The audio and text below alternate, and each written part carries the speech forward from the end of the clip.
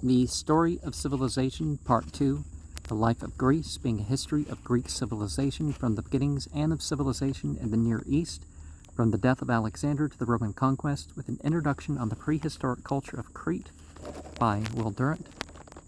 Chapter 18, The Suicide of Greece. Section 2, How the Great War Began.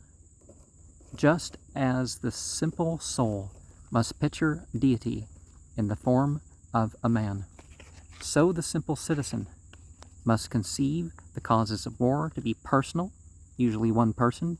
Even Aristophanes, like some gossips of his time, would have it that Pericles brought on the Peloponnesian War by attacking Megara because Megara had offended Aspasia. It is probable that Pericles, who had not hesitated to conquer Aegina, had dreamed of completing Athens' control of Greek trade by dominating not only Megara but Corinth, which was to Greece what Istanbul is to the eastern Mediterranean today, a door and a key to half a continent's trade. But the basic cause of the war was the growth of the Athenian Empire and the development of Athenian control over the commercial and political life of the Aegean.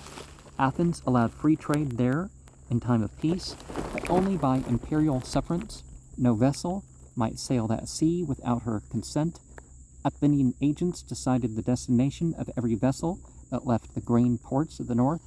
Methone, starving with drought, had to ask Athens to leave to import a little corn. Athens defended this domination as a vital necessity.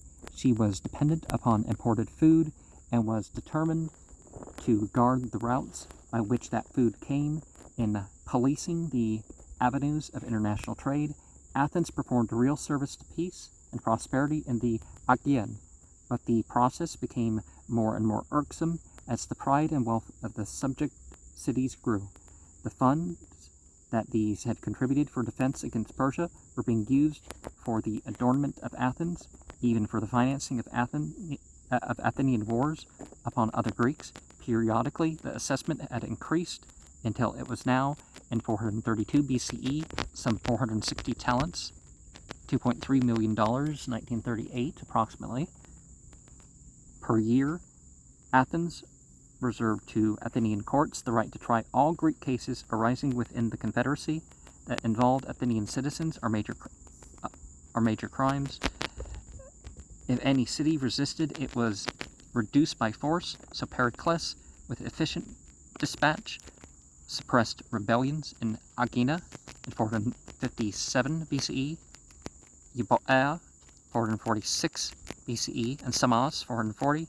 If we may believe Thucydides, the democratic leaders at Athens, while making liberty the idol of their policy among Athenians, frankly recognized that the confederacy of free cities had become an empire of force.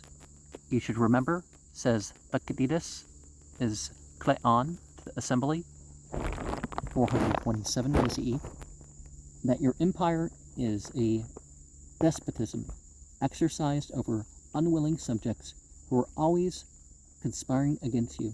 They do not obey in return for any kindness which you do to them to your own injury, but only insofar as you are their master. They have no love for you, but they are held down by force. The inherent contradiction between the worship of liberty and the despotism of empire cooperated with the individualism of the Greek states. To end the Golden Age, the resistance to Athenian policy came from nearly every state in Greece. Boeotia fought off at Crania, 447 BCE. The attempt of Athens to include it in the empire, some subject cities and others that feared to become subjects appealed to Sparta to protect the Athenian power.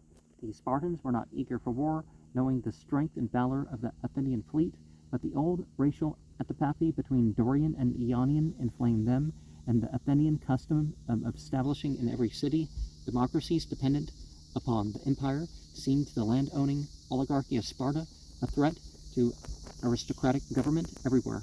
For a time, the Spartans contented themselves with supporting the upper classes in every city and slowly forging a united front against Athens. Surrounded by enemies abroad and at home, Pericles worked for peace and prepared for war. The army he calculated could protect Attica, or all of Attica's population, gathered within Athens' walls, and the navy could keep open the routes by which Euxine, or Egyptian grain, might enter Athens' walled port. It was his judgment that no real concessions could be made without endangering that supply of food. It seemed to him, as now to England, a choice between empire and starvation. Nevertheless, he sent envoys to all the Greek states, inviting them to an Hellenic conference, which would seek a peaceful solution of the problems that were leading to war. Sparta refused to attend, feeling that her acceptance would be construed as an acknowledgement of Athenian hegemony, and at her secret suggestion, so many other states rejected the invitation that the project fell through. Meanwhile, says Thucydides, in a sentence that explains much history, the Peloponnesus and Athens were both full of young men whose inexperience made them eager to take up arms. These basic factors being present, the coming of war awaited some provocative incident. In 435, Corcyra, a Corinthian colony, declared itself independent of Corinth. And presently, she joined the Athenian Confederacy for protection. Corinth sent a fleet to reduce the island. Athens, appealed to by the victorious Democrats of Corcyra, sent a fleet to help them. An indecisive battle took place in which the natives of Corcyra and Athens fought against those of Megara and Corinth. In 432, Patidaa, a city in Chalcidica, tributary to Athens but Corinthian in blood, attempted to expel the Athenian power. Pericles sent an army to besiege it, but its resistance continued for 2 years and weakened the military resources and prestige of Athens. When Megara gave up further help to Corinth, Pericles ordered all Megarian products excluded from the markets of Attica and the empire. Megara and Corinth appealed to Sparta. Sparta proposed to Athens a repeal of this Megarian decree. Pericles agreed on condition that Sparta permit foreign states to trade with Laconia. Sparta refused, and said she laid down as a prerequisite to peace that Athens should acknowledge the full independence of all Greek cities, i.e. that Athens should surrender her empire. Pericles persuaded the Athenians to reject this demand, and Sparta declared war. And one difference that you have between how this was ran is that